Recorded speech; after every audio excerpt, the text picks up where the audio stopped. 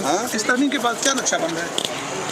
नक्शा आप तो दस्तूर का बिगाड़ रहे हो, मुझे मुल्क का नक्शे के ऊपर जो है शुबा हो रहा है। अल्लाह उस पर रहम करे। जो आप हरकतें कर रहे हो मुल्क के साथ, मुल्क के दस्तूर के साथ, वो अच्छा नहीं कर रहे। इस तरह चल पाएंगे सर ज़्यादा सर? अल्लाह पाक रहम करे इस मुल्क के ऊपर। जो ना हमने सारी हर ताकत का रुख अपनी ज़ात की तरफ मोड़ना है, और वो इस तरह से मुल्क नहीं चला करते।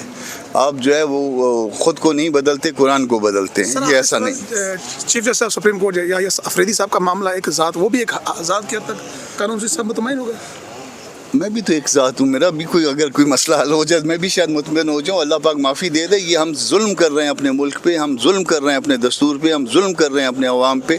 ये जुल्म जो है ना, ये किसी टाइम जो है ना वो बोलेगा, किसी दिन लोग इधर आके हमारे कपड़े उतारेंगे। सर दहशतगर्द नाकाम हो चुके हैं। श्रीलंका टीम ने वोट डाला उसने? किसने? आज भी आया, आज अपनी सीट पे बैठने की जो है ना वो जरूरत नहीं की।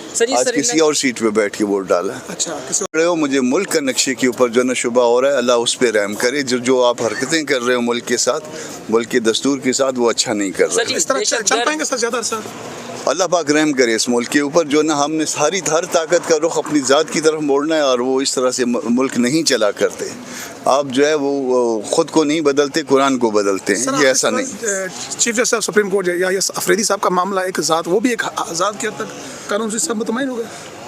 मैं भी तो एक ज़ात हूँ, मेरा भी अगर कोई मसला हल हो जाए मैं भी शायद मुतमईन हो जाऊँ। अल्लाह पाक माफ़ी दे दे। ये हम जुल्म कर रहे हैं अपने मुल्क पे, हम जुल्म कर रहे हैं अपने दस्तूर पे, हम जुल्म कर रहे हैं अपने अवाम पे। ये जुल्म जो है ना, ये किसी टाइम जो है ना वो बोलेगा, किसी दिन लोग इधर आके हमारे कपड़े उतारेंगे। सर ये बताएं कि कल आपके सूबे में एक बड़ा जिरगा हुआ है, उस पर आपका क्या टेक है? वो जरगे को तबाह कर दिया अपनी हरकत की वजह से। आपकी शिरकत थी उसमें? अवामी नेशनल पार्टी शरीक थी। तो फिर तबाह कैसे हो गई?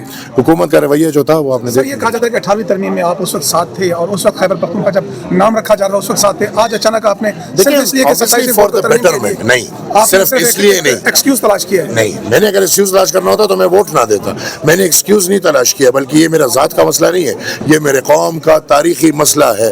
अगर 18th अमेंडमेंट में हम खैबर पख्तूनख्वा के नाम पर राजी हुए हैं तो आज आपको पता चले, क्योंकि उस 18th अमेंडमेंट में और ऐसी बहुत चीज़ें आ रही थी या आ गई हैं जो बहुत ज़रूरी थी, जिसमें मालियाती ताकत है, इंतज़ामी ताकत है।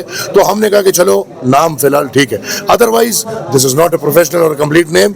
ये ऐसा है कि मैं आपको कहूँ कि पंजाब का नाम आप रख दो सराइकी पंजाब, रावी पंजाब, या रावी चैनी चैन ले रहे हैं आप, तो इसका नाम रख दो रावी पंजाब।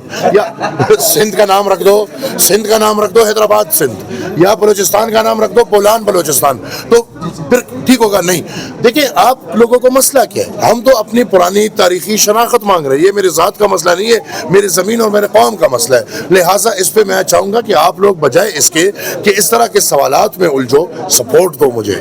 मैं अपनी कौम की बात कर रहा हूँ, मैं अपनी ज़ात की बात नहीं कर रहा। मैं ज़ाती लालच नहीं मांग रहा, मैं कुर्सियाँ नहीं मांग रहा, सरकार नहीं मांग रहा। जी, इस नारे में आप तनहा दिखाई दे रहे हैं, कोई और जमात आपके साथ? कोई मसला नहीं, हक के लिए तनहा खड़े हो जाओ, इसमें क्या है। जब हक के लिए तनहा हो या कोई साथ हो, मुझे किसी की जरूरत भी नहीं है। ये हक बातिल का मामला सर, ये जो अपना नाम तारीखी की तारीख में जब हम अपना नाम ले रहे हैं तो ये हक ही है ना कि नहीं। अजीब बात करते हो। जब मैं अपनी पहचान ले रहा हूँ, इसको आप हक और बातिल की लड़ाई ना समझो तो फिर किसको समझो? इसको समझे आपके कि इसको इख्तियार दे दो, उसको इख्तियार दे दो। Thank you, thank you, thank you sir. देने वाले हैं, देते रहिए। तो आज जिस तरह से दो अरकान जो थे, एक को पार्टी ने निकाल दिया, दूसरे ने भी ऐलान किया कि वो रिजाइन करने जा रहे हैं, तो क्या ये हार्स ट्रेडिंग को खुलेआम जो है वो प्रमोट नहीं किया? इसको कल भी नहीं डिफेंड किया जा सकता था, इसको आज भी नहीं डिफेंड किया जा सकता। बट ये बदकिस्मती है, पाकिस्तान में अब ये एक नॉर्म बनने जा रहा है। तो हम पार्टियों को सोचना चाहिए। हम मैंने उधर फ्लोर पे मैंने मुखालिफत की, और हम पार्टियों को अब मेरे ख्याल में ये ब्लेम जो भी लेना चाहिए, तक तमाम जो पार्टी की लीडरशिप है इनको अब ये ब्लेम लेना होगा कि हम कम से कम ऐसे बंदों को पार्लियामान में लेकर आए जो कल को हमारे काबू में हो। इंशाल्लाह अवामी नेशनल पार्टी 3 मेंबर है, उनकी कीमत नहीं है। जो भी जाएंगे तीनों एक तरफ, ये नहीं हो सकेगा कि 2 हम एक तरफ है और एक दूसरी तरफ। लिहाजा पार्टियों को ऐसे बंदों से दूर रहना चाहिए जो दूसरे तरीकों से आते हैं। पार्टीज को बताएंगे आपका एक अच्छा बैकग्राउंड रहा है, आपके वालिद साहब का एक अच्छा बैकग्राउंड रहा है, कोई पार्टीज को सजेस्ट करेंगे कि आप मुखलिस लोग किस तरह से अपनी पार्टी में ले सकते हैं जो ऐन वक्त पे जब जरूरत होती है वो देखिए, मेरे ख्याल में छतरी वालों से दूर रहे और अपने पार्टी के नजरियाती लोगों के करीब रहे। जो लोग आपके नजरियात पे जान नचावड़ करना चाह रहे हैं उनको सेनेट भेजें, जो लोग जिंदा आपके साथ हैं, मुर्दा आपके साथ हैं, उनको भेजें।